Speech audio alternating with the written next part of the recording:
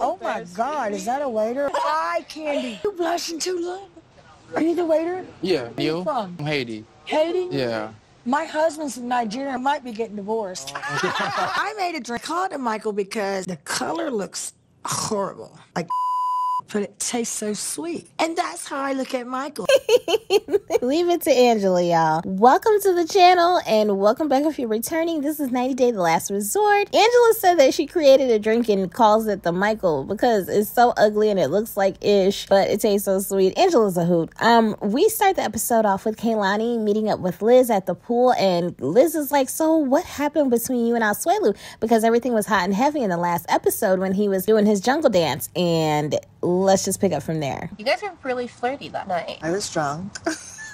I just felt like that was my best friend. So Big Mama Drama addressed everything except the question, like, what happened when you guys went back to the room? Did you go to separate rooms or the same room or what? She didn't touch it at all. But what she did do was explain how Asuelu was on her phone and she used that as an excuse to unblock Bigger and Blacker. And all of a sudden, he flew down there to where she is. And she tells Liz how Asuelu has cheated multiple times because apparently this is a fact that no one knew. And that's why I can't get him out of the friend zone. And then this morning. So we're going to follow this timeline and see where the editors messed up. So this morning, Asuelu was deleting messages. So she says she unblocked her friend. And I'm like, what are you doing? And he turns his phone like this. He's like, oh, nothing. I'm just going through my messages. First of all, I see that she got her nails done. That's good. But anyway, if this is the way that she wants to play it. So she's saying that it was this morning that she unblocked the new guy because it was this morning that she caught Asuelu deleting messages, but she doesn't know who the messages were from. So how did the guy get down there so fast? Who is he? Now I see the bro code, girl code, hypocrisy going on because Liz is having an intimate conversation and she is not going to run back and tell Ed, but Ed ran back and told her about the strip club. Either way, you can see Kalani is so excited about this new guy, and that is what is crazy to me. How did it get this deep this fast? So his name is Dallas. I've known him for 2 months. But we like Dallas. He's like the first guy I've ever dated. Whoa. Did she just say dating? Yes, she did. So Kalani goes on to explain how he's like the first guy she's ever dated that reciprocates feelings, communication, and doing things for one another. What is this married woman doing for this new guy that she's known for 2 months? And what is it that he's doing for her? So anyway, on the other side of the island, Jovi and Yara are going to a family counseling session, and Jovi's mom is going to be involved, and things get real interesting. So Yara kind of insinuates that Jovi is the mama's boy and mama's fully involved in everything, like a little bit too much. I was not aware that Jovi traveled as much as he did for work, but I think that's probably why the mom is involved the way she does. But Yara feels like he tells his mom everything. He goes to her first, and Yara's like the last person to find out anything. He called her for everything. I do like he telling her things first. Do I feel like he telling her more than he should tell her? At first, I thought this was the face of, oh, I wish Yara would just shut up because she's so wrong. But then we come to find out that that is actually the face of, ooh, Yara may have a point. I told my mother about a job that I could have taken that would have kept me closer to home, but I decided not to. Oops. And of course, mom's going to let it rip. But not before the counselor outs Yara. The birth control pills. So about those birth control pills. Should mom have the response that she's about to have? Y'all comment down below because I feel like it's not his mother's business. But mom seems to be very passionate about the fact that Yara decided to take birth control pills and not tell Jovi. The pregnant pauses were deafening, but Yara's face said it all. Did you just say you're on birth control when you didn't tell Jovi? Exactly. That's the most clear and precise thing I've heard Yara say all season. Why didn't you tell him that? Getting on birth control without telling him. That's a horrible thing to hide from your husband. I'm with Yara. Who cares? You can't just get on birth control and not tell him. But she actually can, though. She doesn't have to tell him anything. A few months ago, I got a job offer. Wait a minute, really? Well, I'm sure if mother had known about that, she would have advised Jovi the same way she's advising Yara, right? Let me make this clear. So you have the offer to work it closest to home, but you refuse it? Yeah. Mom knew the whole time and she kept his secret, but that is her son, so whatever. Here is the thing. If Jovi had taken that job that was closer to home and Yara had known, then maybe she wouldn't be on the birth control, because it seems as though she doesn't want to get pregnant again, because he leaves for like a month and then comes home for a month. So he's away for a whole month and she's there by herself. Who wants to have a child and have to do it by yourself? So I totally get her getting on birth control. And on top of that, how did he make the decision? I can understand if he went to his mom like, hey, mom, I have a situation. This is what's going on.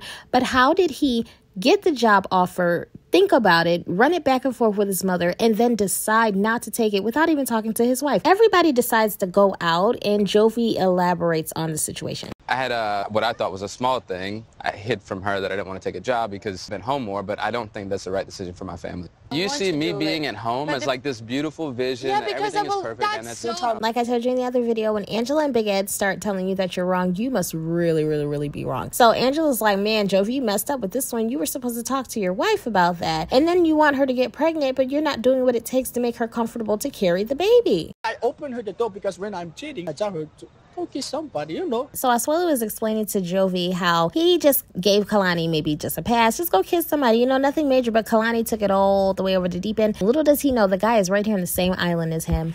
Asuelu, you're such a idiot. You know what I'm saying?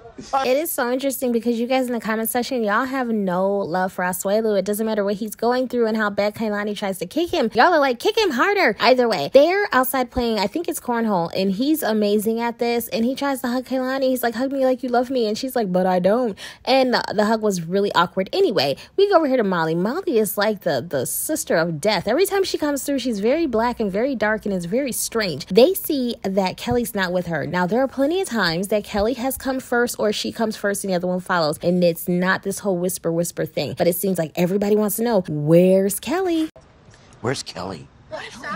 What cracks me up about this whole scene is that when everyone asks her a question, it's like she's answering it as though she's in mourning over the situation, and then she's in all black, and it's just very ominous. It's really strange. Molly, where is Kelly? He's not coming. Why? He's gone. Oh my He God. left? So Sister of the Graveyard Molly decides, you know, since Kelly's not here and I'm not working on a relationship, I'm just going to leave too. Like I had said in last week's episode, she should really just have gotten in the car with Kelly. They could have saved some gas and a wasted trip. But yeah, she's leaving and I think she should. So bye-bye. So Big Mama Drama answers the door looking all disheveled, and her sister was like, girl, what happened? Because her sister was watching the kids and Kalani dipped off. Asuelu's gone crazy. Yeah. Woke up this morning, I tried to contact Kalani, say having a breakfast, and I say where, and she didn't tell me. So Big Mama Drama's new man hops on a plane, comes down there near the resort somewhere, got him a room, calls her, she brings the kids to the sister, like, hey sis, can you keep the kids for a couple hours? Kalani was supposed to come back and get the kids, she never did. So next morning, Asuelu's like, where's my wife and kids? They're not in the room. He goes to the sister's room, she tries to cover for Kalani because Kalani never showed up and never called. Kalani spent the night with her new man, so Asuelu's like, I want to bring you guys breakfast, and Kalani's like, don't worry about it. I already got my biscuits buttered. I asked him to tell him that I'm back. I don't know what the his problem is. But I told him I was getting breakfast. Me and Kalani are twinning right now because, girl, are you serious? You don't know what Asuelu's problem is? You have no idea why this man is acting crazy, running around banging on doors at 6 o'clock in the morning, huh? I thought you were going to be back by the time the kids got up. What happened? Yeah, that was the plan. I didn't, mean to come here late. I also need to give myself what I need. Yeah.